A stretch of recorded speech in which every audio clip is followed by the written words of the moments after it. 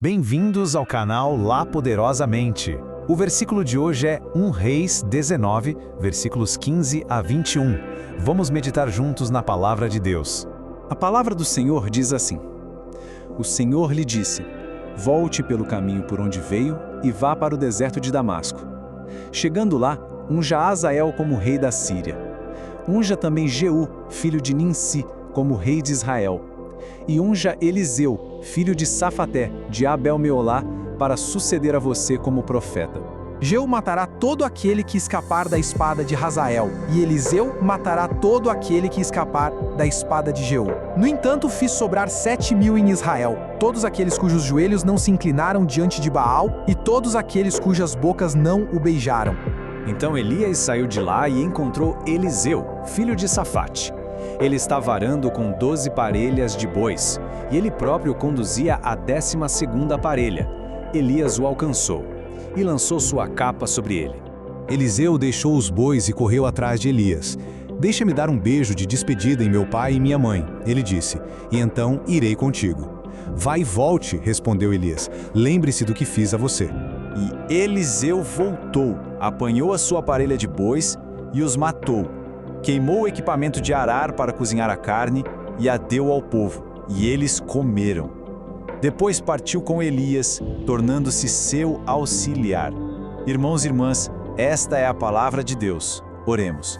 Senhor, nós pedimos a Tua graça para que possamos compreender a profundidade do Teu ensinamento neste dia. Abre nosso entendimento e nosso coração. Amém.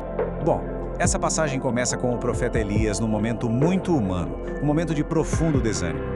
Ele se sentia completamente sozinho na sua missão. E é justamente nesse ponto, no ponto mais baixo, que Deus intervém.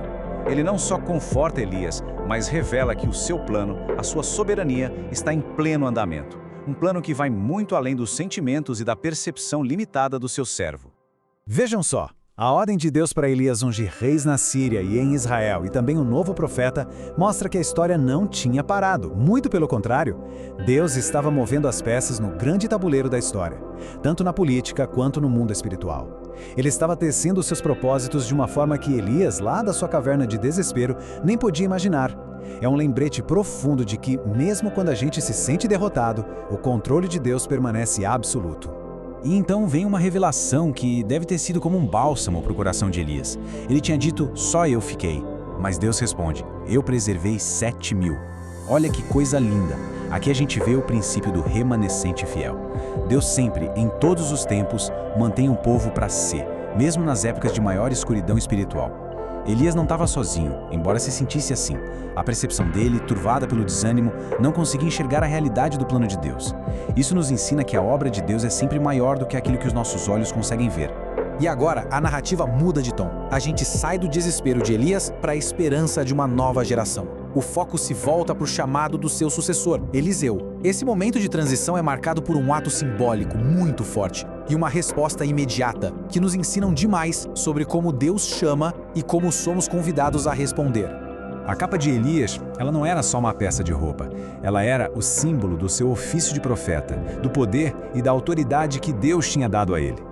Então, quando Elias lança essa capa sobre Eliseu, não é um gesto qualquer. Ele estava, na verdade, transferindo um chamado, um manto espiritual. Era um convite divino, sem palavras, mas totalmente claro, para que Eliseu deixasse sua vida para trás e assumisse uma nova identidade, um novo propósito. A reação de Eliseu é simplesmente notável pela sua prontidão. Ele não hesita, não pede um tempo para pensar, não tenta negociar as condições. O texto é enfático. Ele deixou os bois e correu. A palavra pinta para a gente uma imagem poderosa de uma resposta total e imediata ao chamado de Deus. Isso revela um coração que, de alguma forma, já estava sendo preparado por Deus para aquele exato momento. Então a pergunta que fica é, o que essa história, que aconteceu há tantos séculos, nos ensina hoje? Vamos juntos, com calma, extrair alguns princípios de fé, que não envelhecem, que a gente pode aplicar diretamente na nossa jornada espiritual, na nossa resposta ao chamado que Deus faz a cada um de nós. A primeira lição que salta aos olhos é que o plano de Deus continua, não importa como a gente se sinta. O desânimo de Elias não parou Deus, que já preparava a próxima fase da sua obra. A história também nos mostra a importância da prontidão. Eliseu estava ocupado no seu dia a dia, mas estava com o coração disposto a abandonar tudo para seguir a direção de Deus. E por fim, a gente aprende que responder ao chamado divino exige muitas vezes uma ruptura clara e decisiva com o passado. Não é só um acréscimo à nossa vida antiga, mas o começo de uma vida completamente nova. E esse ato de Eliseu, ele ilustra perfeitamente essa necessidade de ruptura. Ao queimar o seu arado, ele estava destruindo a sua antiga fonte de sustento, a sua segurança. Era uma declaração pública definitiva de que não havia mais volta. O compromisso dele era total. A ponte com o passado foi queimada e o futuro estava inteiramente entregue nas mãos de Deus, servindo ao lado do profeta Elias. Diante de uma palavra tão poderosa como essa, a gente é convidado a olhar para dentro de nós. A história de Eliseu não é só um relato do passado. Ela funciona como um espelho para a nossa própria alma, para o nosso próprio chamado. Vamos então tomar um momento para refletir sobre isso. Vamos refletir com sinceridade sobre isso. O que na nossa vida representa o nosso arado? Sabe, pode ser uma carreira, um relacionamento, um hábito, uma segurança material, algo que nos impede de dar uma resposta completa sem reservas a Deus. O que precisa ser entregue, ou talvez até queimado, para que a nossa jornada com Ele seja de total confiança, sem a possibilidade de retorno ao passado. Agradecemos a Deus por sua palavra e por sua vida.